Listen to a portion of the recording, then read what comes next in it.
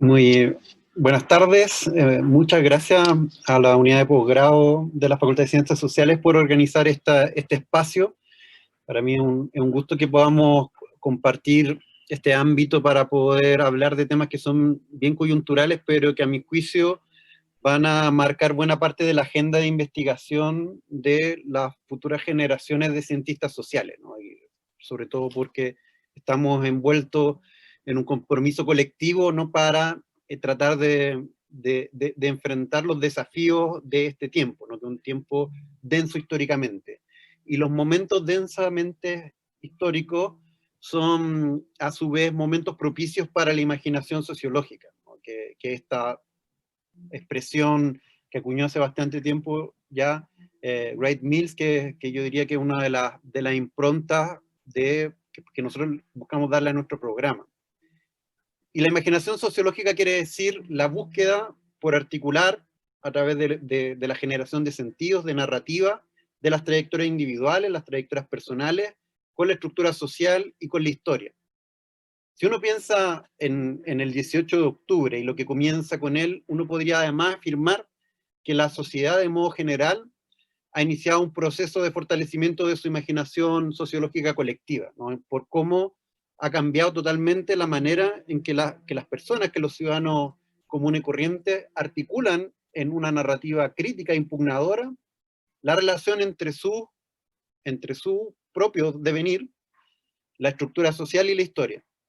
Es decir, se ha pasado de una narrativa ideológica que atribuía al esfuerzo personal la valoración social y el éxito de una determinada posición en la estructura social, para pasar a una comprensión más abarcadora que considera eventualmente una trayectoria más exitosa o no, ¿no? Como parte de un elemento más general, más estructural, ¿no? Donde los padecimientos individuales empiezan a ser comprendidos como padecimientos colectivos y son imputados a la estructura social, una estructura que es desigual, que es injusta y que por lo tanto tiene que ser cambiada. Y por otra parte, donde ese mismo grupo de ciudadanos y ciudadanas comprenden que están en un momento que va a marcar a la sociedad para los años venideros. O sea, es una sociedad que tiene claro, ¿no? Son actores sociales que tienen claro que están haciendo historia. Y eso en parte se debe a los procesos de politización acelerada que normalmente se asocian a momentos densos históricamente. O sea, momentos de revuelta, momentos de rebelión, momentos de revolución social, ¿no? Que yo diría que son más son mejores términos para comprender lo que comienza el 18 de octubre.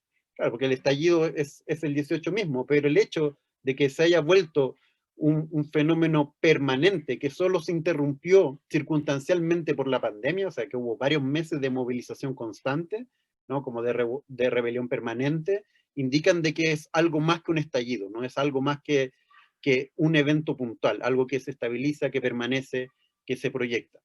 Y eso nos habla de la necesidad también de intentar caracterizar ese estallido, ¿no? Bien entre comillas, ¿no? Porque, bueno, una cosa es cómo lo clasificamos, cómo lo caracterizamos, pero otra también es cuál es el sentido y el concepto que se le atribuye por parte de la sociedad para definir el mismo fenómeno, ¿no? Y en ese sentido voy a hablar de estallido social más como categoría nativa que como categoría sociológica, porque me parece más pertinente tratarlo como una rebelión como este momento denso históricamente. Y a mí me parece que la mejor metáfora para intentar describir lo que comienza el 18 de octubre es la figura del volcán en erupción. ¿Por qué? Porque claro, está el momento de la erupción de la lava que es expulsada desde dentro del volcán, pero las erupciones no se producen por generación espontánea, ¿no? Hay fuerzas subterráneas, ¿no? Invisibles al ojo desnudo, que están operando, que están ejerciendo presión y que están buscando en un determinado momento salir. Cuando eso se produce, ¿no? La fuerza magmática, ¿no? El magma, o la lava, tiene un poder ampliamente destructivo, pero al mismo tiempo una gran capacidad de modelamiento de los paisajes alrededor. Y a su vez son capaces de crear suelos fértiles para nuevos escenarios. Y yo creo que fue eso lo que empezó a ocurrir el 18 de octubre. Y hay una frase de las que se circularon por varios meses que yo creo que también vale la pena detenerse en ella porque creo que caracteriza ese momento, que es el neoliberalismo nace y muere en Chile. ¿Y en qué sentido se podría decir que, o sea, cómo una movilización que parte por el alza de una tarifa del transporte deviene eventualmente en el cuestionamiento generalizado de un modelo de desarrollo, como el que podríamos denominar como neoliberal, ¿no? Es claro que las personas no se están rebelando, no están cuestionando un neoliberalismo abstracto, sino que más bien la experiencia que ellos tienen, caracterizada por el abuso, ¿no? Que nosotros podríamos identificarla como neoliberalismo. Y es que, de modo general, pero sobre todo en Chile, hay una contradicción súper fuerte que se ha acirrado, que se ha vuelto cada vez más notoria, ¿no? Y que ha alcanzado un nivel de tensión mayor en el último tiempo, que es la contradicción entre el neoliberalismo, entre este modelo de desarrollo y la democracia. ¿Por qué? Y que uno va a escuchar durante este periodo muchas veces que intelectuales, cientistas sociales que van a decir que la idea de neoliberalismo no sirve de mucho porque nunca está muy claro a qué se refiere, ¿no? Pero en realidad sí podemos definirlo claramente. Todo modelo de desarrollo básicamente tiene tres grandes dimensiones que son la acumulación, la regulación y la distribución, y el neoliberalismo se caracteriza por tener un modo de respuesta particular a cada una de esas tres dimensiones. Pero a grandes rasgos lo que podemos decir es que el neoliberalismo como toda perspectiva que se basa en la teoría neoclásica económica se sustenta en la idea de la especialización en las ventajas comparativas que tienen los países, y para nuestro caso eso significa que tenemos un modelo básicamente reprimarizado, extractivista, que desindustrializó el país a partir de los años 80, una tendencia que no fue revertida, y en tanto extractivista, depredador de la naturaleza, que va generando zonas de sacrificio, ¿no? Y eso quiere decir sacrificio de la naturaleza y de las personas. Es un modelo que tiende a la precarización por cómo favorece enormemente en el binomio capital-trabajo el componente del capital, ¿no? Porque se basa en la desregulación de las relaciones productivas. Por otra parte, es un modelo altamente especulativo, ¿no? Si, la mayor parte del PIB es producto de la especulación financiera y no de la producción necesariamente de mercancías. Y por otro lado, es un modelo que bajo estas condiciones va generando altos niveles de desigualdad económica, es decir, la concentración de la riqueza en pocas manos versus la mayoría que vive en un contexto de precarización, de endeudamiento muy fuerte. Gramsci decía que para el caso del Fordismo en los Estados Unidos, la fábrica de la Ford era un productor directo de ideología. ¿Por qué? Porque el hecho de que el trabajar en la Ford permitiera el acceso a un bienestar material, no hacía necesario la existencia de intermediarios que convencieran a esos obreros de que estaban viviendo en el mejor de los mundos posible. En nuestro caso, yo creo que se puede afirmar, sin mucho riesgo de equivocarse, que el alto endeudamiento que se produjo a partir de los años 90, ¿no? Que permitió que las personas pudieran acceder a un estándar de vida material alto en relación a la región, tocó su techo, ¿no? y colapsó. No solo porque se volvió un porcentaje demasiado alto de la economía familiares, sino que porque pasó de ser una herramienta que permitía el acceso a bienes de consumo un poco más durable a deudas por consumo más básicos, ¿no?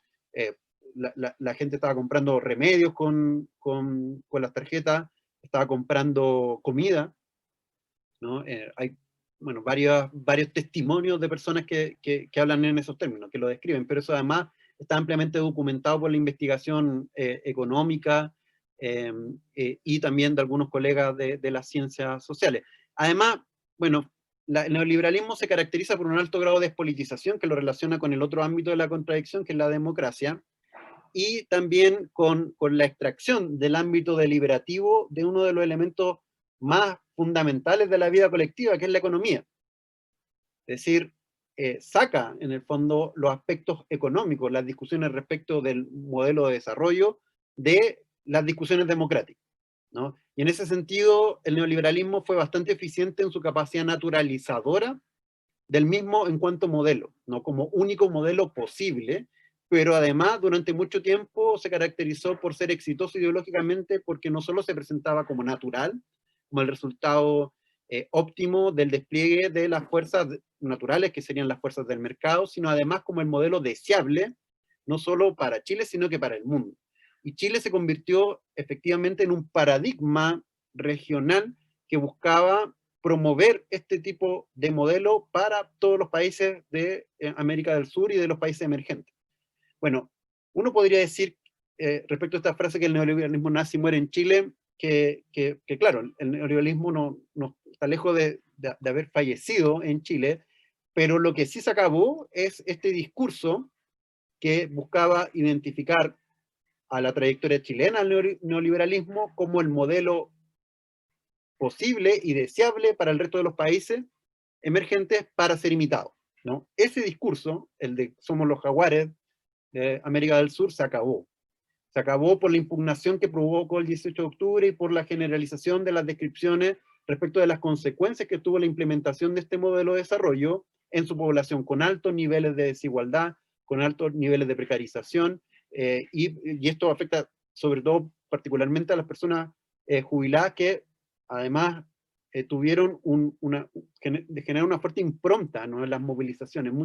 Las movilizaciones son en general juveniles, pero muchos de ellos, de esos jóvenes, cuando explican las razones de por qué están ahí, utilizan como referencia a sus abuelos, ¿no?, que están jubilados, ¿no? Y en ese sentido las movilizaciones tienen un alto grado de solidaridad intergeneracional. Por otro lado, como contraparte, la democracia chilena ha sido clasificada por politólogos como Carlos Uneos como una democracia semisoberana, o sea, con un bajo nivel deliberativo, una democracia de baja intensidad.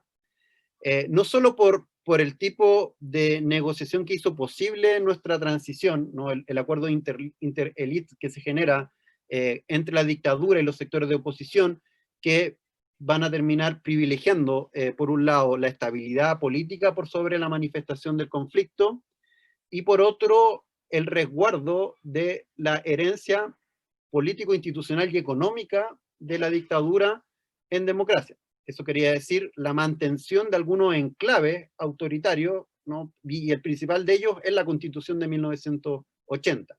¿No? Habían otros enclaves que fueron en el fondo superados a partir del propio proceso democrático, pero en un ritmo que no logra satisfacer las expectativas de cambio que actualmente se han expresado en las calles, ¿no? Eso significó, por otro lado, mezclado con un modelo de desarrollo que genera altos niveles de desigualdad económica, que esa desigualdad económica lograra reproducirse en el ámbito de la política, traduciéndose como desigualdad política, ¿no? Y en esto estoy pensando en el trabajo de otro politólogo que se llama Larry Bartels, que habla sobre la democracia desigual en los Estados Unidos, ¿no? La desigualdad económica se reproduce en el ámbito político y va erosionando los principios democráticos, porque los súper ricos, que son los que principalmente se benefician de la desigualdad económica, terminan siendo los principales financistas de la política, y los políticos a su vez se vuelven altamente receptivos a los intereses y propuestas que estos sectores realizan. Para ponerlo en términos un poco más radicales, ¿no?, lo que algunos autores denominan como una especie de democracia directa del capital, que en el caso chileno se podría retratar perfectamente en la generación de algunas leyes que fueron básicamente dictadas por asesores de empresas pesqueras que van dictando decreto a decreto, o modificación a modificación, proyectos de ley a algunos de los parlamentarios que estaban en el Congreso por ese entonces. En ese sentido, también uno podría decir que la política, cuando empieza a verse erosionada, ¿no?, y la democracia se ve erosionada por la desigualdad, se va volviendo además más inútil y más incapaz de abordar lo que se considera por muchas sociedades como los principales desafíos, ¿no? Que es la reducción de la desigualdad. Y si uno observa los procesos de descomposición y reducción de la valoración de la democracia en Chile, podría perfectamente asociarlo a lo que uno podría denominar como una especie de inutilidad del sistema político, ¿no? Porque si uno piensa de que para instalar una agenda de cambio podría llegar a la conclusión de que llegar al gobierno, primero, obtener mayoría parlamentaria, en segundo lugar, no son elementos suficientes que permitan llevar a la práctica esas expectativas de transformación. Con las valoraciones positivas o negativas que podemos hacer del gobierno del segundo gobierno de Michelle Bachelet, me parece que eso es lo que podría retratar de mejor manera lo que le ocurrió a ese gobierno. Y esto significa también la existencia de dispositivos que son contramayoritarios, ¿no? Como el Tribunal Constitucional, que cuando se logran superar las barreras parlamentarias aparece como el último eslabón que impide que el cambio pueda expresarse.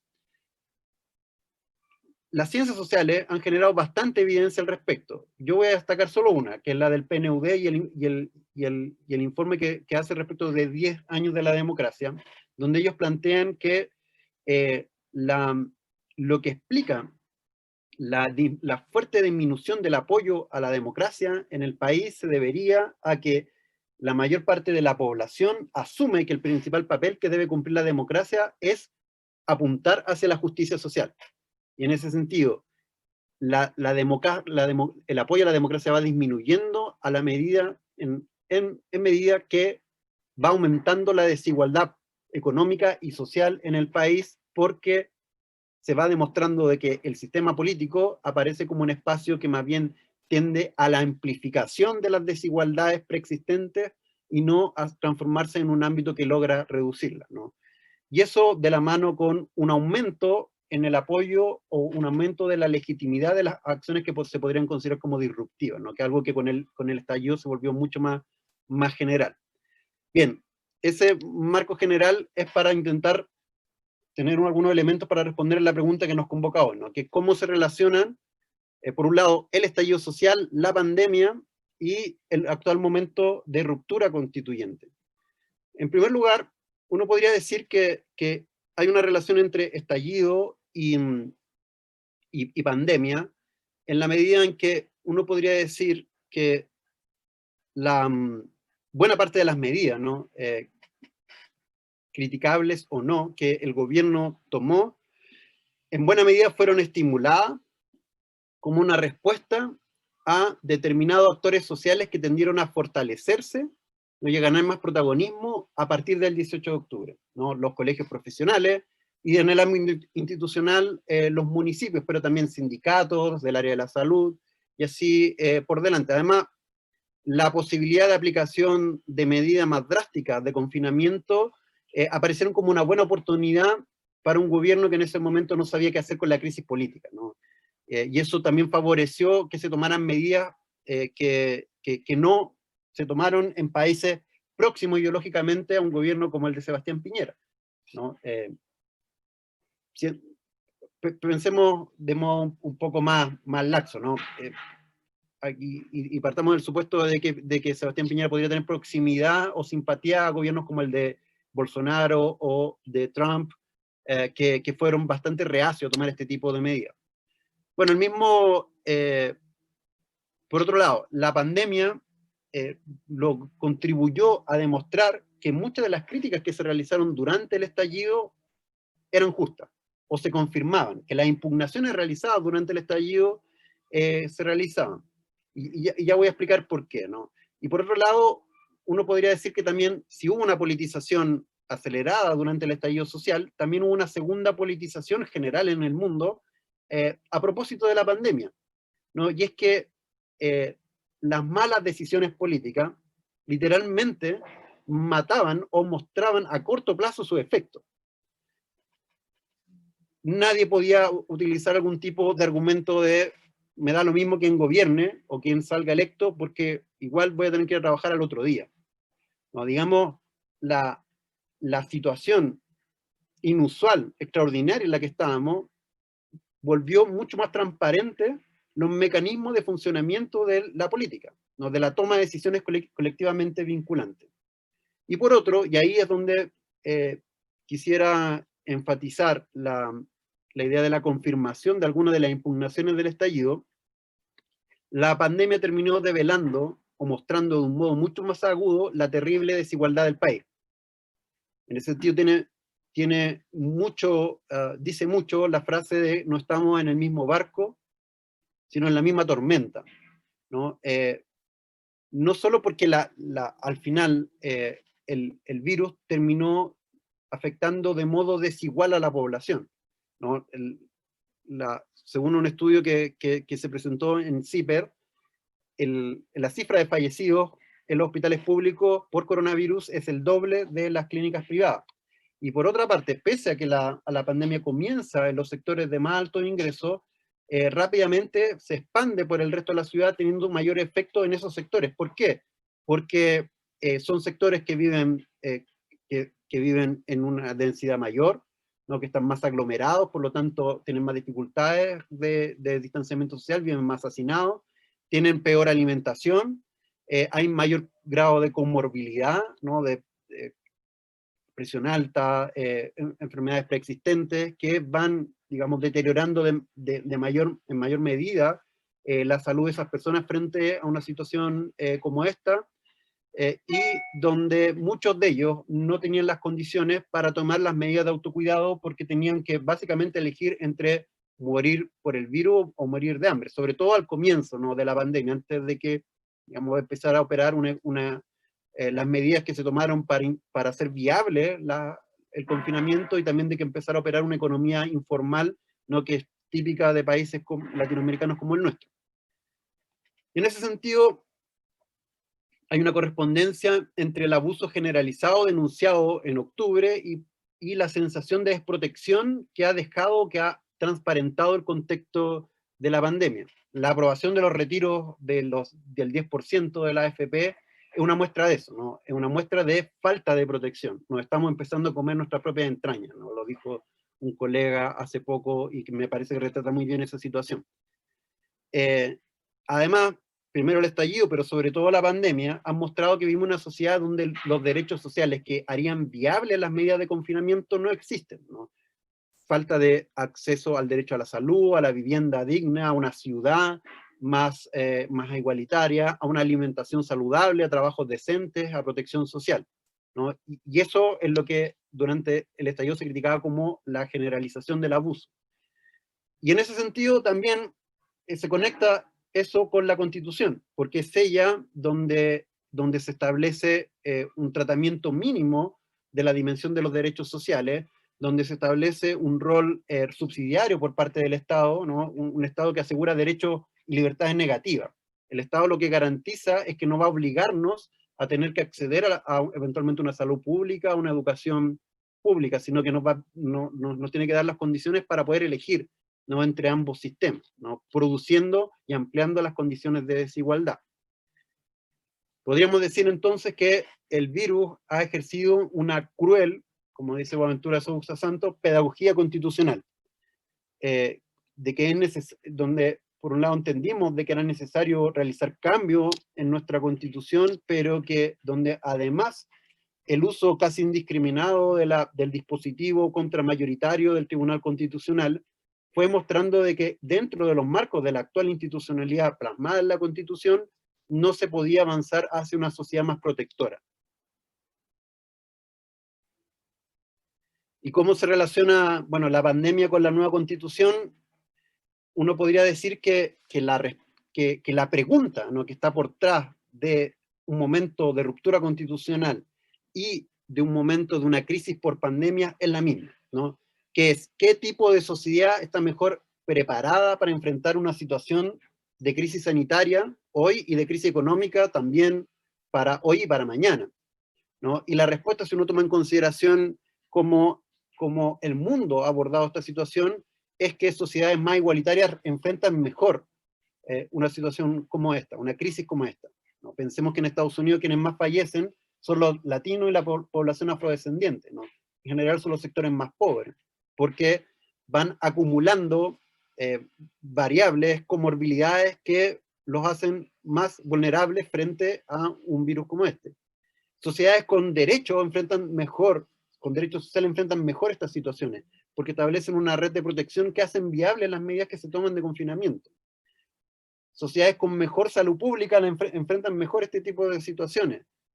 También sociedades con mejor educación pública, con más inversión en ciencia para la formación de capital humano, que va a generar los tratamientos, que va a generar las respuestas sanitarias a ello, y podríamos hacer esta pregunta se hermana también con las preguntas respecto de qué Estado está mejor preparado para enfrentar una situación como esta, ¿no? Un Estado que se minimiza, que no tiene musculatura, que no tiene capacidad para generar infraestructura humana, ¿no? y económica, difícilmente va a poder enfrentar adecuadamente una situación como esta, ¿no? Y eso nosotros lo hemos vivenciado todos los días, ¿no? Y las personas están haciendo un análisis más o menos en ese sentido. Esto no quiere decir que las personas crean, como afirman algunos autores, que la Constitución va a resolver todos los problemas, ¿no? Como si existiera una especie de constitucionalismo naif, ¿no? Que la Constitución, como automáticamente, por arte de magia, resuelve las cosas. Pero sí genera las bases para construir una sociedad mucho más parecida a esta sociedad que enfrentaría teóricamente de mejor manera esta crisis, ¿no? O sea, la idea de una sociedad más igualitaria, una sociedad con derechos, con mejor salud pública, puede tomarse programáticamente como horizontes de expectativa a ser construidos para prepararse para una situación que probablemente se va a repetir en el futuro próximo, ¿no? Bueno, todos los especialistas hablan de que la relación poco saludable que los seres humanos tenemos con la naturaleza necesariamente va a significar de que otras pandemias aparecerán.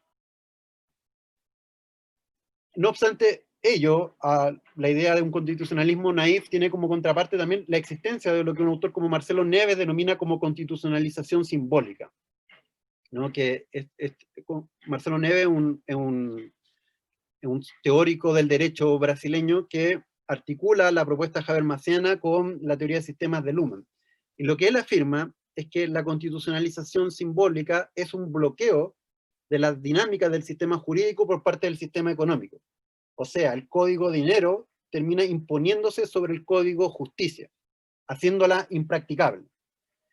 Y este círculo vicioso se cerraría por la sobreincidencia además que tendría el sistema económico a través del dinero en el sistema político, frustrando e inhibiendo al poder político en su potencial para controlar la desigualdad económica.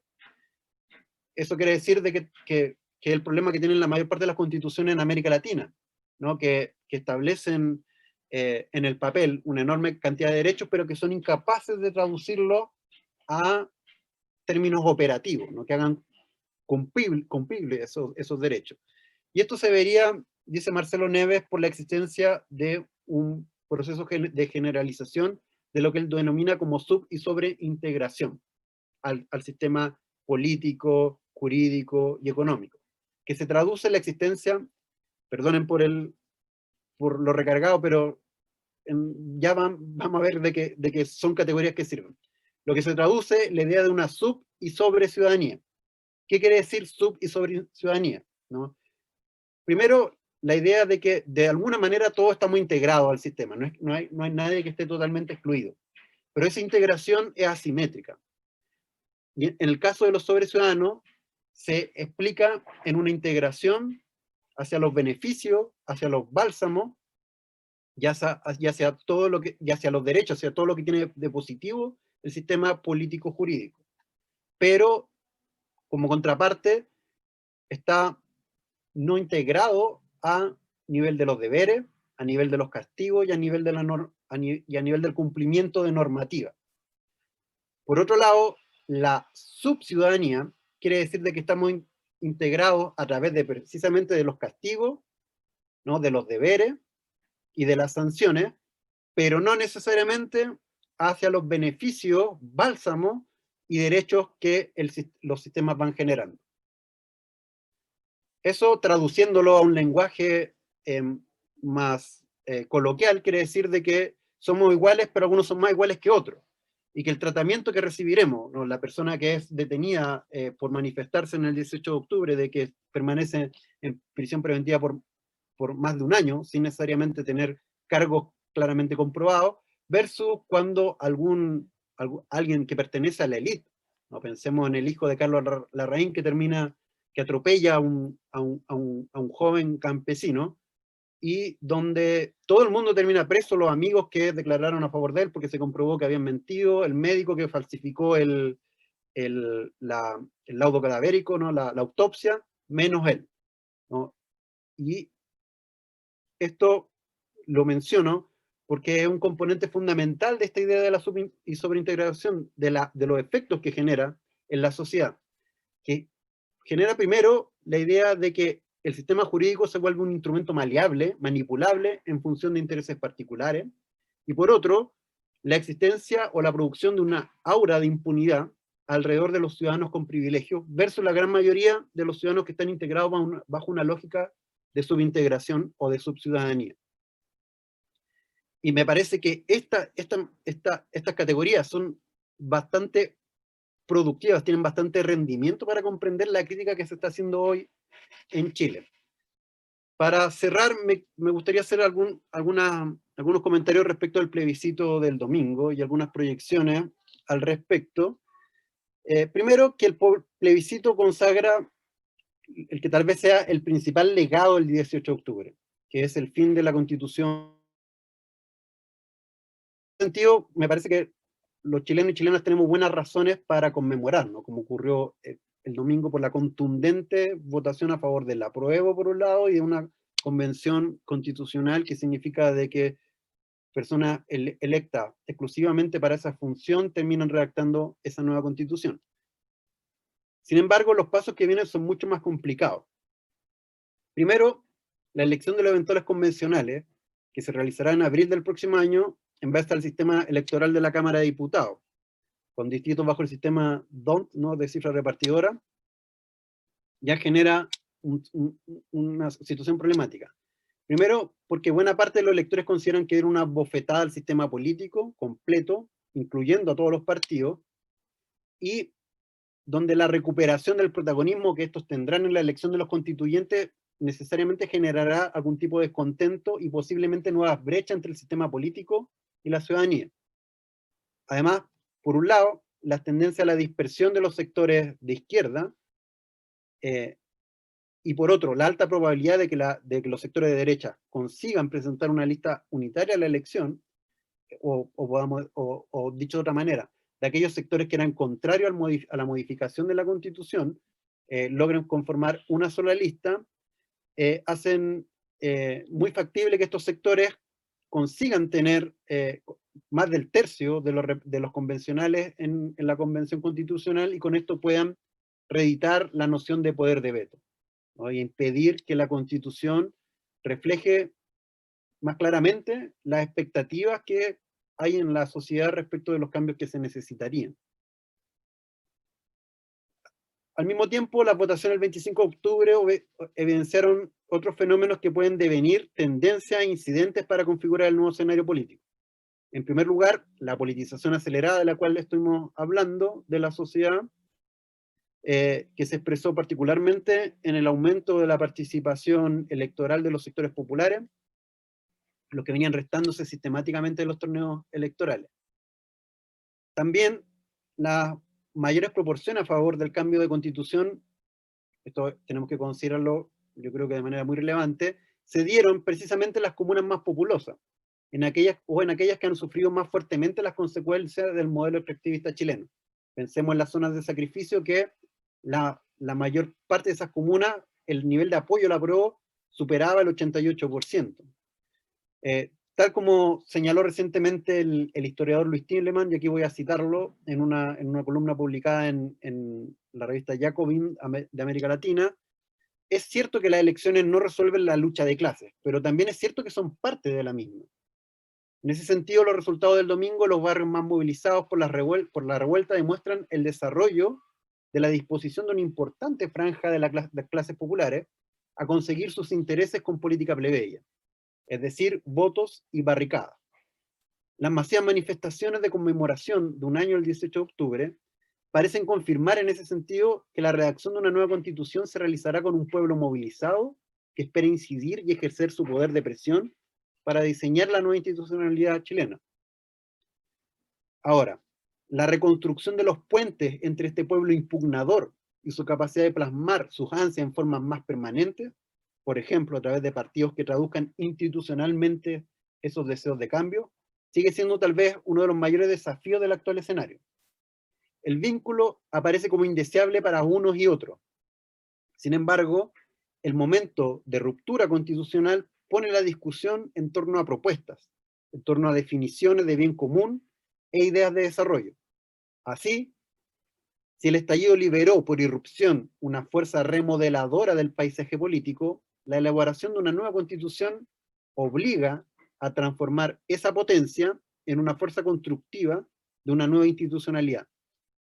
Esto no significa que el conflicto desaparezca, que va a seguir, sino que el mismo podrá ser canalizado de un modo que sea más provechoso para la democracia. La movilización puede ser, en ese sentido, un buen contrabalance de los intentos del Partido del Orden de restringir la expresión soberana del poder constituyente. La institucionalidad chilena está en una situación de extrema descomposición.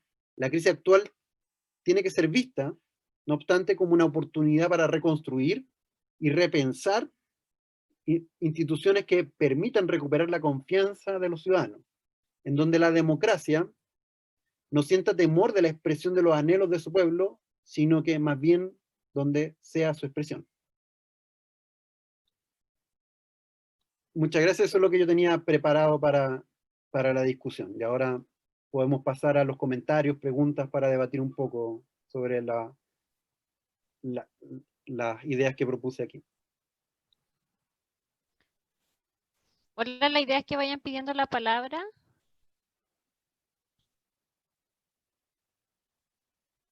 O vayan haciendo sus preguntas en el chat si es que no quieren hablar.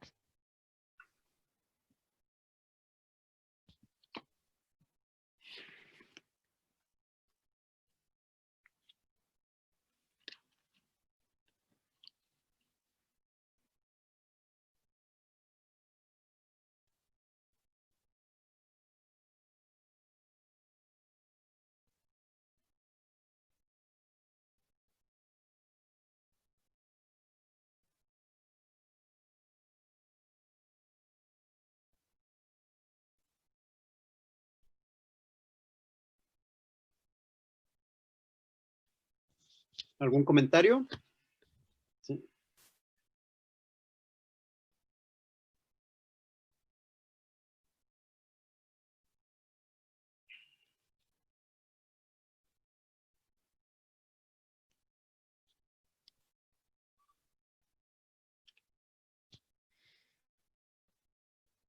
¿No?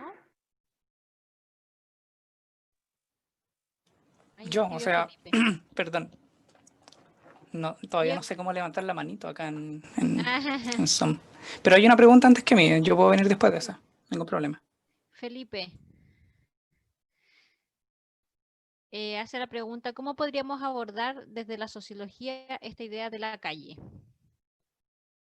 Necesitaría que Felipe explicara un poco más a qué se refiere con la idea de calle, de la calle.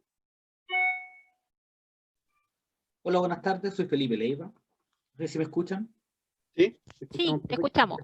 Efectivamente, cuando, no desde el análisis, pero sí desde los comentarios sobre el tema del estallido social y todo lo que derivó después, se habla de la calle como esta fuerza que está dando una pauta de qué es lo que se debe o no se debe, se puede o no se puede hacer en este mismo proceso.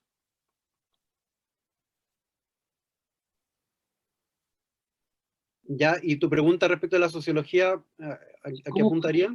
Porque ese concepto de calle es muy... o sea, la pregunta es cómo lo podemos abordar nosotros desde la sociología, porque siento que es muy... tiene poco sustento, poco cuerpo. Sí, bueno, la idea de la calle tiene, es es efectivamente una concepción un tanto difusa, ¿no? Y que es difícil tomarle el pulso a la idea de, bueno, qué es lo que la calle quiere, ¿no? Qué es lo que las movilizaciones están diciendo. Yo creo que sí, en buena medida podemos recoger a partir de otra herramienta, ¿no? A partir de las discursividades que han aparecido, de la estética, de las investigaciones que se han realizado, también de escuchar a los manifestantes, ¿no? Y que a su vez también han y también escuchar a los que le han dado soporte, ¿no? Porque no solo la gente que está en la calle, sino la gente que masivamente ha estado dispuesta a apoyarlo, ¿no? Que es algo diferente de otros momentos, pero que ya se empieza a confirmar cuando comienza este ciclo de movilizaciones. Las críticas que hace el movimiento estudiantil secundario el 2006, el movimiento universitario el 2011, no eran críticas, digamos, del todo originales. La articulación, obvio que tenía un grado de creatividad mayor, pero eran imputaciones que se venían haciendo desde comienzos de los 90. Lo que pasa, o lo que cambia, es que hay un porcentaje cada vez mayor de la población que empieza a concordar con esas críticas y empieza a asumirlas, ¿no? El problema que tiene, bueno, y en cualquier democracia, que es de que si bien la democracia parte de la noción de Vox Populi, Vox Dei, de que la voz del pueblo es la voz de Dios, por lo tanto es la voz que manda, es que es difícil generar, digamos, mecanismos o dispositivos operativos que permitan medir qué es lo que realmente esas personas quieren. Y lo que la respuesta que la democracia normalmente otorga para ese problema es el establecimiento de sistemas políticos representativos que intentan canalizar esas demandas sociales, aunque siempre con una sincronía, ¿no? Siempre la capacidad de respuesta ante las demandas sociales van a ser menores por parte del sistema político, porque cada vez son más demandas y la capacidad operativa no da el ancho, no abarca. El problema en una democracia como la nuestra es que esos mecanismos o esos puentes que comunican la voz de la ciudadanía en términos tan difusos como cuando hablamos de calle, con sus representantes se fueron mermando y se fueron cortando. Y el sistema político se volvió insensible a las demandas sociales. Se volvió impermeable a ella. Y cuando se volvía permeable, se volvía inútil, porque no lograba traducirlas institucionalmente. ¿No? Siempre terminó operando una lógica de la negación de esos cuestionamientos, y por eso el sistema político se ve sorprendido. Entonces, la pregunta, Felipe, creo yo, apunta, yo creo, al gran desafío que tienen todas las sociedades, pero sobre todo la nuestra, que es cómo se traduce esa fuerza irruptiva, ¿no? que es exitosa desde el punto de vista impugnador, de lo que critica, de lo que cuestiona, pero que no tiene la misma eficiencia para plasmar esas críticas en arreglos más estables que se traduzcan en instituciones que cristalizan esos anhelos. Y por eso, un momento de ruptura constitucional es relevante porque permite repensar los mecanismos y los roles que deben jugar las instituciones para hacer más provechoso, o para hacer más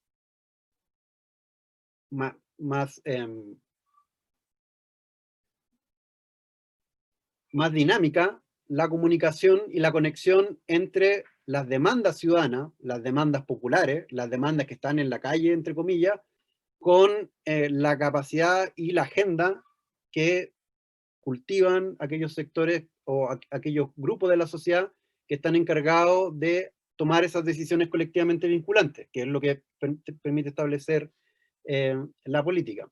Ahora, desde el punto de vista de investigación, de agenda de investigación, tu pregunta es la que están tratando de responder de diversas formas, investigaciones que han permitido dar claves, yo creo, muy iluminadoras en este momento, ¿no?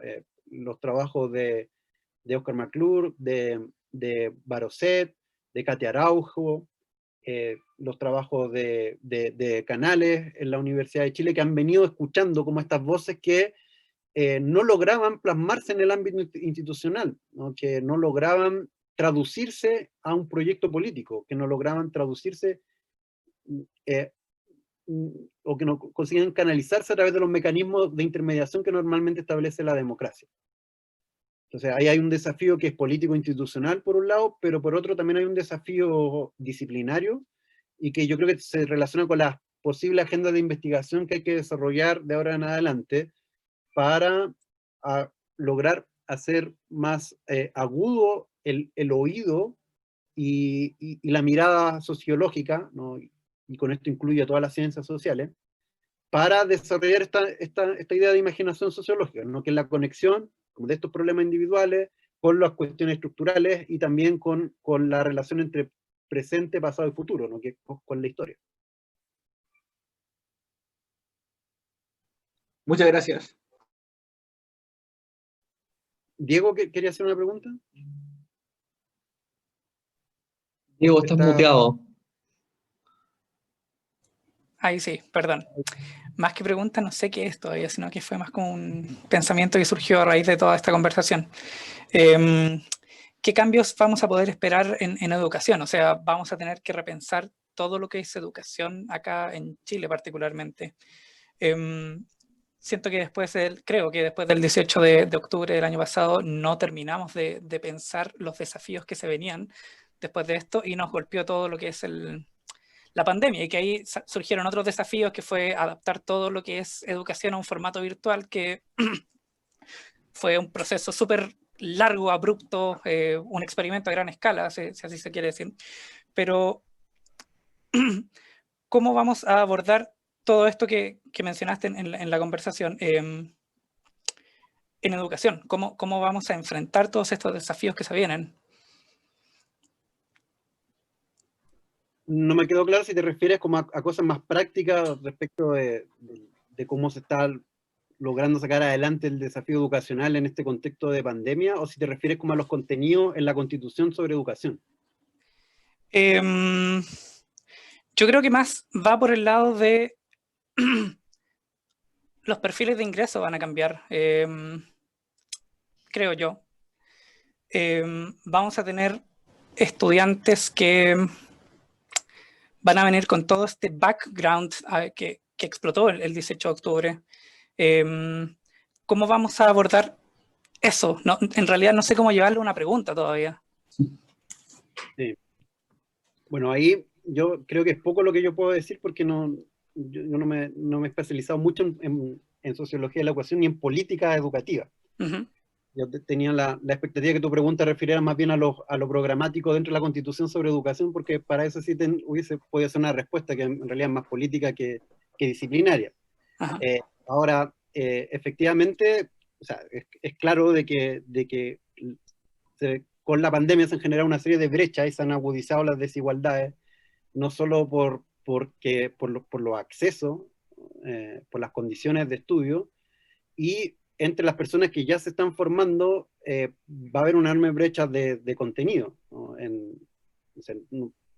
Pensemos que ya veníamos afectados curricularmente en muchos ámbitos por el 18 de octubre, ¿no? por las consecuencias de la crisis política y la movilización, y la pandemia necesariamente va a afectar la formación de los estudiantes de los colegios, pero también a nivel profesional, ¿no?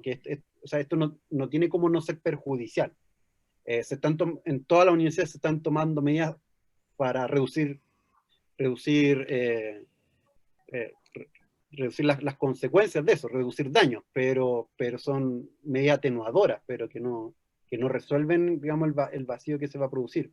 Ahora, el debate constitucional debería permitir por lo menos abrir algunas discusiones, pero más a largo plazo, de cómo se logra asegurar y garantizar el derecho a la educación, ¿no? Comprendida en términos individuales, pero también en términos colectivos, ¿no? Y eso implica también eventualmente redefinir el rol del Estado, y eso va a contribuir a resolver eso, pero a mediano o largo plazo, pero no en lo inmediato. En lo inmediato no me queda claro cuáles son las medidas que se pueden tomar para intentar revertir eso.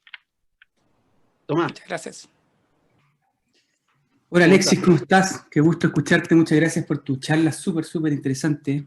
Me hizo mucho sentido y me generó me hizo mucho sentido la lectura, me encantó tu tu metáfora del volcán creo que resuena bastante, pero me quedó dando vuelta, o me hizo ruido una aseveración que hiciste que tenía que ver con esta idea de que el neoliberalismo había sido derrotado, o sea, entre comillas, se acabó la posibilidad de este discurso muy instalado en el caso chileno, el jaguar de la América Latina, del modelo de exportación, y que un poco el fracaso en la práctica, dado los resultados sociales insostenibles, como fue lo que se manifestó desde el 18 de octubre en adelante, habrían llevado a cabo el fin un poco de esa narrativa, si es que lo tomamos como tal. Entonces quiero hacer una pregunta ahí, Alexis, que es, pensando en lo que han sido las crisis anteriores del capitalismo y las crisis anteriores del neoliberalismo, y en particular estoy pensando en la del 2008, y la literatura bastante prolífica que salió después de aquella crisis, en la cual mostró de múltiples maneras cómo el capitalismo tiene formas de reinventarse, tiene formas de asumir las críticas que recibe, un poco elaborando en lo que mostró Boltanski-Chapelo o Nigel Thrift, y efectivamente del 2008 salió bastante más fortalecido finalmente como crisis. Y esto escribió un libro muy bonito, ahí bueno, está el de Mirovsky, súper interesante, cómo hacer que las crisis, cómo el capitalismo hace que de todas las crisis siempre saque algo positivo, o este libro de Colin Crouch que se llama La extraña no muerte del neoliberalismo del 2011, que justamente mira o analiza cómo el capitalismo salió fortalecido de esa crisis. Y me pregunto, o te pregunto aquí, ¿en qué medida crees tú que efectivamente el neoliberalismo como práctica, y no solamente como discurso, como esa narrativa del modelo, pero como práctica, va efectivamente a salir derrotado con esta experiencia? Y aquí estoy pensando en las otras dimensiones del neoliberalismo, en una dimensión tal vez un poquito más Foucaultiana, en el sentido de subjetividades neoliberales que están instaladas en los ciudadanos chilenos. Ahora, a propósito de la pregunta por la educación, en un sistema académico, de capitalismo académico, en el cual estamos disciplinados como académicos en producir un tipo de conocimiento que sea, que pueda ser rendido cuentas, que pueda tener impacto, etc.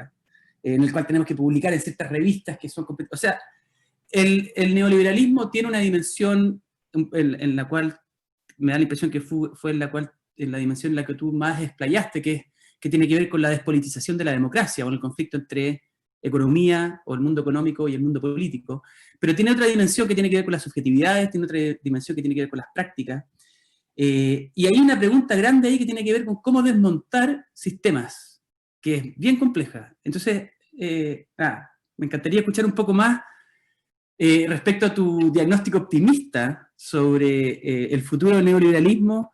¿Qué le dices a aquellos que tal vez tenemos una lectura más pesimista respecto a la capacidad de cambio social, si bien efectivamente este hiato en la historia de Chile, o la historia contemporánea reciente, es de otra escala de todo lo que habíamos visto antes, y en ese sentido sí da para generar nuevas expectativas?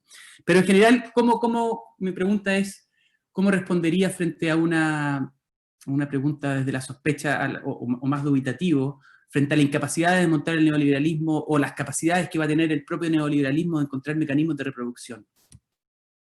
Eso.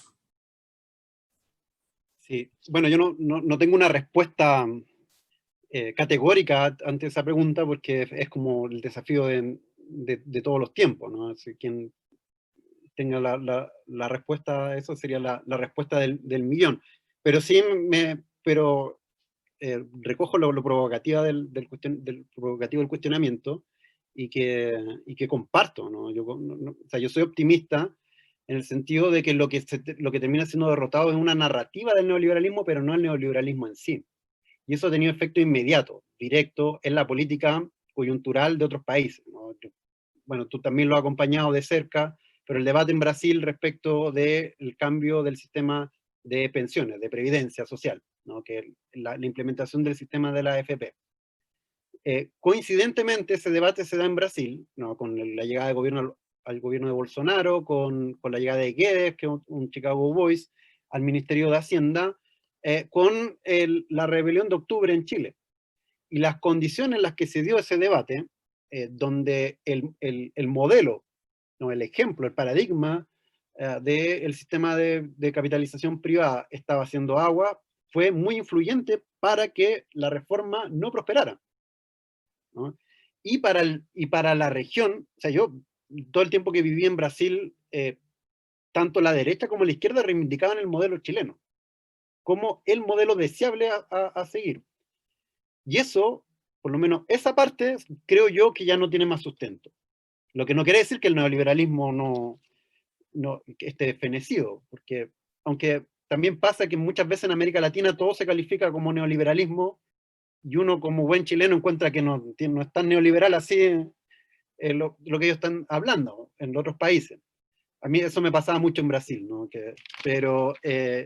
Y respecto de eso, yo, junto con los autores que tú mencionas, yo mencionaría también como advertencia, ¿no?, a Naomi Klein cuando habla de la doctrina del shock, ¿no?, que momentos como este son efectivamente propicios para que se instalen políticas tan radicales como las neoliberales. Pero también eso yo lo matizaría con una columna reciente que publicó Piketty, donde señala, claro, estos momentos son propicios para eso, pero la dirección que asumen las sociedades en determinados momentos dependen de no solo del grado de politización que tienen, de las expectativas que tienen, y yo creo de que, por lo menos en Chile, estamos en mejores condiciones, a pesar de que las subjetividades neoliberales persisten, van a estar, y que nos van a seguir generando tensiones y nuevas contradicciones durante mucho tiempo. Yo creo que podemos ser más optimistas en el sentido de que probablemente estaremos más alertas para conducir nuestras sociedades hacia salidas más igualitarias y progresivas o progresistas, ¿no?, en estas condiciones, precisamente porque Chile despertó. Si no, si hiciéramos esta misma discusión, que yo lo hubiera lo hubiese aceptado, lo hubiese promovido, esta discusión constitucional en otras condiciones, como fue durante el segundo gobierno de Bachelet, probablemente no tendríamos la misma fuerza ni la misma evidencia para hacer los cuestionamientos y las transformaciones que se requieren ahora. Porque, insisto, tanto el estallido, pero sobre todo la pandemia, han cumplido como un rol pedagógico políticamente. De manera cruel, pero una pedagogía política igual, ¿no? Y eso necesariamente debería afectar como los horizontes de expectativas que asumamos, y esos horizontes de expectativas se deberían plasmar en los arreglos institucionales a los que arribemos por la discusión constitucional, creo yo. Gracias. Alexis, ¿Sí? hay una pregunta de T. Hernández que dice, ¿es probable que una vez constituida la Asamblea Constituyente se disuelva el Congreso considerando la poca legitimidad del sistema actual? No lo creo, y tampoco me parece que sea como prioritarios la disolución del Congreso, a pesar de que esté deslegitimado. El Congreso tiene que seguir cumpliendo las funciones de generar leyes, y hay una agenda hay una agenda progresista que está ahí descansando en el Congreso, como hay una agenda regresiva, más represiva, frente a la que hay que estar alerta, evidentemente. A mí, más que el rol del que pueda cumplir el Congreso a la hora de legislar, me preocupa el rol que puede jugar el Congreso a la hora de limitar y condicionar el ejercicio soberano del poder constituyente. O sea, que la Convención Constituyente sea un poder derivado del Congreso y no un poder soberano en sí mismo. ¿No? ¿A qué me refiero con eso? Bueno, primero porque las normas y las condiciones que están en el acuerdo del 25 de noviembre, en cierta medida, establecen una cierta capacidad como de supervisión por parte del Congreso, no por las normas que se generaron, por el tipo de elección que se estableció, y indirectamente por esta idea de que si no se llega a un acuerdo por los 2/3, la deliberación sobre temas relevantes va a quedar en manos del Congreso, o sea, a través de las leyes, y no a través de la Carta Magna. Entonces, a mí, entre otras cosas, lo que más me preocupa hoy no es tanto el Congreso haciendo leyes, sino que son estos condicionamientos y sobre todo la limitación que puede eventualmente significar los 2/3. ¿No? Porque si se mantiene además el sistema electoral calcado en la Cámara de Diputados, como decía en la presentación, es altamente probable que los sectores que no querían cambiar la Constitución, que son más o menos un 20%, logren un tercio de los convencionales. Y para eso necesitan,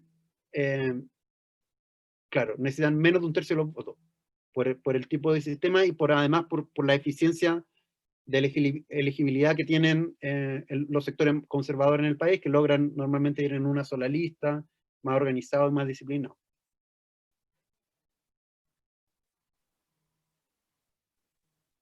Muchas gracias, Alexis. ¿Hay alguna otra pregunta? ¿Alguien más que quisiera aprovechar para preguntar?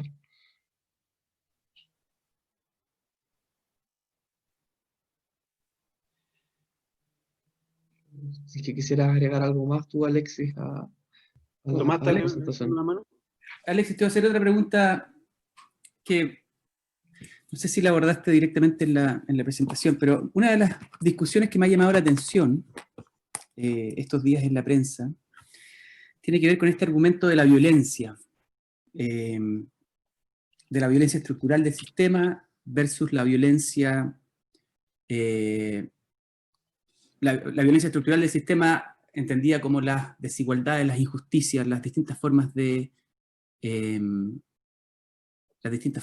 pauperización de la vida, que ha sido en parte de las justificaciones para ejercer la violencia como un mecanismo de contestación y de llamada de atención, ya que el sistema no integrado no se hacía cargo justamente de las otras violencias. Y ya me ha parecido interesante el debate que existe sobre esto, si es que una violencia justifica la otra o no. Obviamente desde el gobierno ha sido extremadamente represor de la manifestación de descontento en la calle, y lo ha llamado violencia, lo ha llamado terrorismo, lo ha llamado desmán de la infraestructura pública, etc. Y desde el otro lado está esta justificación de que la violencia estructural era anterior a esta violencia y esta violencia responde a la primera. ¿Qué dirías tú frente a ese debate? Y me parece interesante porque hay unos que han intentado cerrar este debate pensando como, ok, ya que está canalizado el proceso ahora a través de el proceso constituyente, no cabe más o no hay más espacio para la violencia, mientras otros dicen, desde el otro lado justamente, que si no es por esta violencia manifiesta en la calle, no tendríamos proceso constituyente. ¿Cómo te sitúas tú en ese debate o cuál es tu posición frente a la misma? Bueno, primero, lo que he estudiado, más estudiado es movimientos sociales, y en eso las teorías de los movimientos sociales, salvo la tureniana, tienden a reconocer como parte de los repertorios de acción colectiva, que normalmente aparecen en momentos de confrontación, en momentos también de cambio histórico, a la violencia como un elemento, como un factor más de la política, ¿no?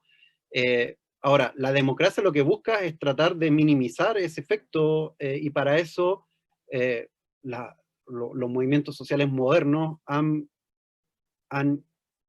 establecido o han utilizado una serie de herramientas o de dispositivos que permiten o que los inclinan a aceptar otro tipo de repertorio por sobre el repertorio de la violencia.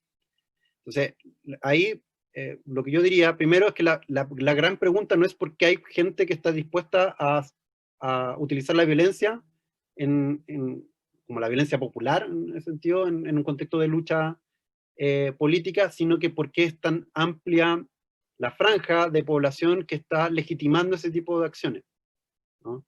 Y eso lo que denota, primero, es un efecto de la descomposición del sistema democrático, no por la violencia, sino que porque las personas han llegado a la conclusión de que la única manera que tenían de que las escucharan era a través de la expresión patente de la violencia. Y entonces ahí yo no sé, o sea, ¿qué es lo que denota más la crisis política del gobierno, pensando en el 18 de octubre? No, si es el llamar a los militares a la calle para resolver un problema político, o que la presencia de los militares en la calle no inhibiese la manifestación política, y al contrario, la ampliase. Que es como la diferencia que hace Luhmann entre violencia y poder, ¿no? Cuando se ejerce la violencia es porque no hay poder. El poder neutraliza la violencia, hace más probable otras elecciones. Y la violencia lo que hace es como reducir complejidad de esa manera, pero cuando alguien que tiene poder se ve en la obligación de ejercer la violencia es porque ya perdió influencia, ya perdió capacidad de hacer más probable las elecciones de los otros por la vía del convencimiento, ¿no? Eso por un lado. Y por otro, a mí me parece que la reacción como de la población y la utilización de la violencia tiene que ver como al efecto como de una especie de acorralamiento, ¿no? Como de animal acorralado, ¿no? ¿Por qué lo digo? Porque, bueno, hay políticas, lo que tú mencionabas, de la violencia estructural, ¿no? Del abuso, de la mercantilización del ámbito de la vida social, el descontento, y eso por un lado, y por otro, la extirpación de cualquier herramienta y dispositivo para que esa persona pudiera canalizar ese descontento. Entonces, la gente, digamos, la elite se pregunta por qué la gente actúa violentamente. Uno podría responder, ¿por qué no? La respuesta, yo creo, va en torno a que no tiene otras vías para manifestarse en términos modernos de la política, ¿no? Como que lo que está apareciendo es una rebeldía primitiva a la Hobsbawm. ¿Y qué es lo que decía Hobsbawm para superar eso? Bueno, ¿cómo el movimiento de izquierda a nivel global superó esa rebeldía primitiva? Bueno, con partidos políticos, con movimiento sindical, con movimientos sociales, con petitorios, con demandas, con las luchas usuales. Pero lo que hemos visto en nuestra democracia, no solo el debilitamiento de los partidos, se acabaron los partidos de masa, no por más de que van a haber partidos que obviamente van a conseguir canalizar este momento, ¿no? Pero digamos, la disociación que se ve en las calles entre partidos y masas, por así decirlo, evidencia de que esa ya no es una vía posible ahora para la manifestación de ese descontento. Los sindicatos no tienen garras, no tienen dientes, fueron desprovistos de cualquier capacidad para mermar o incidir en las correlaciones de fuerza del país, ¿no? Los movimientos sociales han sido criminalizados o desprestigiados o están en crisis. El último gran movimiento social, bueno, todavía tenemos el movimiento feminista, ¿no? Eso, digamos, es lo que nos va quedando. Pero el último gran movimiento social antes de ese que hubo fue el movimiento estudiantil, que está sumido en una profunda crisis. Y no me parece que eso tampoco sea como azaroso, ¿no? Lo que pasó con el Instituto Nacional, con el movimiento estudiantil secundario, y con la descomposición en la fecha, con la fecha ausente, ¿no? Bueno, tiene que ver con el declive de un determinado ciclo, pero también tiene que ver con la incapacidad de nuestra actual democracia de aprovechar esa fuerza viva de la sociedad para conseguir, digamos, permearse a esas demandas sociales que estos movimientos estaban logrando canalizar. Claro, y el movimiento constituyente contribuye a que el ámbito pase a lo institucional, pero es el primer paso, ¿no? Esa constitución tiene que generar las condiciones para una democracia más soberana, donde las personas no tengan que llegar a la justificación de que bueno, si no se quema algo, no aparece en la tele o no voy a ser escuchado, ¿no? Y ese yo creo que es el desafío que tenemos. Muchas gracias, Alexis, por todas tus respuestas.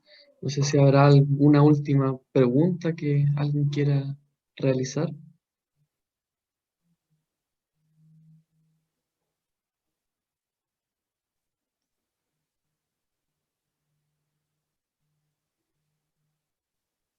Bueno, si no hay preguntas, yo solo quería agregar una cosa más, que no respecto a esto, sino que yo creo que como disciplina y la ciencia social en general están muy tensionadas con este momento.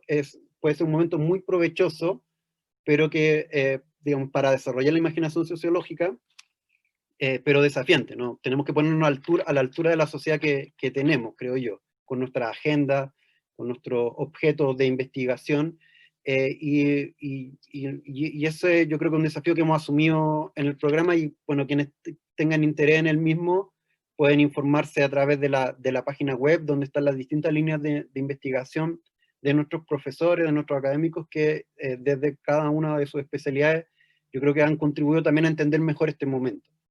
Y si se quieren informar, tanto Sebastián como Giselle, como yo, estamos a disposición para aclarar cualquier duda respecto de estos aspectos del programa.